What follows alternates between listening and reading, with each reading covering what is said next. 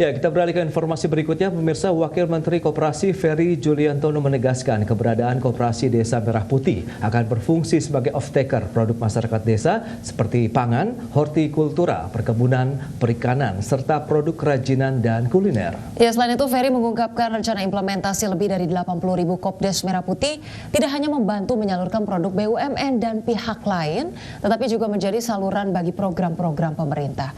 Menurutnya ada relevansi antara keberadaan Kopdes Merah Putih dengan ekosistem yang sudah mapan yang dikelola dari Kompontren dan Koperasi Syariah. Bahkan dirinya menambahkan koperasi saat ini tidak hanya bergerak di bidang simpan pinjam, tetapi juga dapat masuk ke sektor produksi, distribusi, industri hingga koperasi perkreditan untuk membantu pembiayaan masyarakat dan umat. Desa ini juga nanti akan berfungsi menjadi off-taker dari hasil produk masyarakat desa, baik itu tanaman pangan, hortikultura, perkebunan, kemudian perikanan, dan lain sebagainya, termasuk juga kerajinan dan kulinernya. Kita ke informasi berikutnya, pemirsa. Pemerintah terus memaksimalkan pendapatan negara. Ya, salah satunya memaksimalkan perolehan dari sektor pariwisata, di mana Kepala Kantor Komunikasi Kepresidenan Hasan Nasbi mengungkapkan Presiden Prabowo Subianto meminta jalur penerbangan internasional bisa langsung menuju ke daerah tujuan wisata. Ya, hal tersebut untuk memaksimalkan potensi sektor pariwisata sebagai sumber pendapatan nasional dan peningkatan devisa negara. Pembukaan jalur penerbangan langsung dari luar negeri ke destinasi wisata domestik dinilai dapat mengurangi ketergantungan konektivitas melalui Jakarta dan meningkatkan arus kunjungan wisatawan mancanegara ke berbagai wilayah. Hasan menambahkan, Kepala Negara meminta bandara-bandara yang telah siap dari sisi infrastruktur dan operasional untuk segera dibuka bagi penerbangan internasional. Sektor pariwisata dinilai memiliki dampak ekonomi yang luas, termasuk dalam menciptakan lapangan kerja dan memperluas peluang usaha di daerah. Presiden dalam rapat kabinet paripurna itu memerintahkan Menteri Perhubungan untuk membuka sebanyak mungkin bandara-bandara yang ada di Indonesia untuk penerbangan internasional langsung. Gunanya untuk memperbanyak jumlah wisatawan yang bisa mengakses langsung destinasi. Ya, pemirsa, realisasi investasi sektor SDM pada semester 1 2025 mencapai 13,9 miliar dolar Amerika Serikat atau setara 225,1 triliun rupiah. Ya, capaian semester ini juga menjadi yang terbesar dalam 5 tahun terakhir. Kementerian Energi dan Sumber Daya Mineral mencatat realisasi investasi pada semester pertama 2025 mencapai 13,9 miliar US dollar atau setara dengan 225,1 triliun rupiah. Realisasi ini naik dibandingkan dengan semester pertama 2024 yang hanya mencapai 11,2 miliar US dollar. Capaian semester 1 2025 ini juga menjadi yang terbesar dalam 5 tahun terakhir. Capaian investasi sektor SDM pada semester 1 ini didukung realisasi investasi sektor migas yang mencapai 8,1 miliar US dollar, investasi minerba 3,1 miliar US dollar, EBTKI 0,8 miliar US dollar, dan ketenagalistrikan 1,9 miliar US dollar.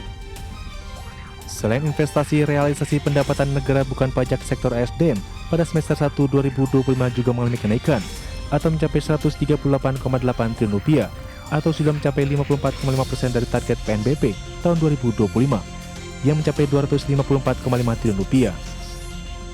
Realisasi terbesar disumbang oleh sektor mineral dan batu bara yang mencapai 74,2 triliun rupiah, sektor minyak dan gas bumi yang mencapai 57,3 triliun rupiah. Adapun untuk sektor energi baru dan terbarukan atau EBT menyumbang 1,09 triliun rupiah dan sektor lainnya mencapai 6,2 triliun rupiah. Kementerian SDM juga mencatat serapan tenaga kerja sektor SDM sepanjang semester pertama 2025 mencapai 753.578 orang. Dari Jakarta, Tim Liputan IDX Channel. Pemirsa, Kementerian SDM mencatat realisasi produksi minyak mentah siap jual atau lifting minyak telah mencapai 608.000 barrel oil per day per Juni 2025. Kementerian optimis target lifting minyak dalam APBN 2025 sebesar 605.000 barrel oil per day bisa tercapai.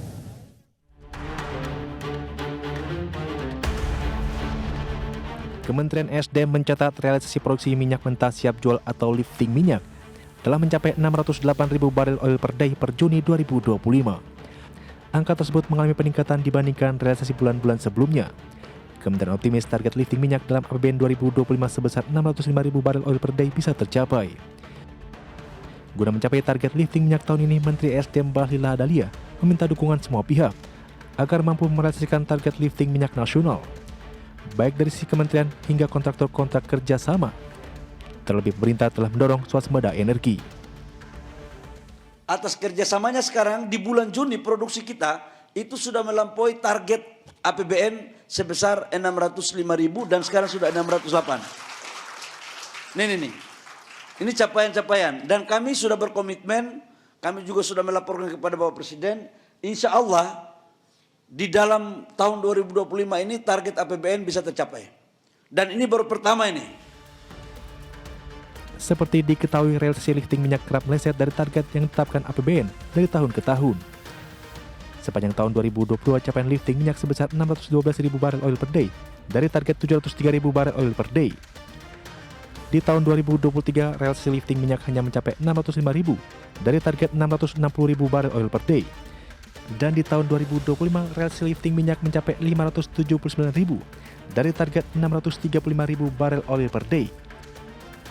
Dari Jakarta, Tim Liputan IDX Channel.